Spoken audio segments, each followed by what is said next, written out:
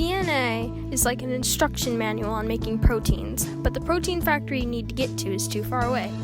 You need to copy the instructions before you can send them to the factory so they don't get lost or damaged.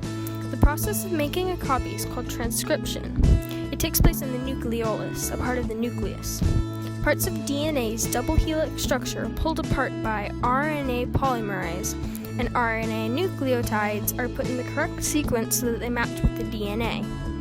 Adenine nucleotides match with thymine if it is DNA, or uracil if it's RNA. Guanine nucleotides match with cytosine. These sets of two are called base pairs. Once these pairs are made, the DNA zips back together and the RNA leaves the nucleus through a nuclear pore.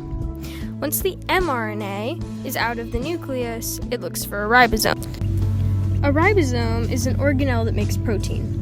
Once mRNA finds the ribosome begins to read the mRNA a codon at a time. It then adds the correct amino acid using tRNA. This is called translation. tRNA has anticodons made up of certain amino acids that fit in with the mRNA codons. It stops once it reaches a special stop codon. The proteins are now ready to be folded.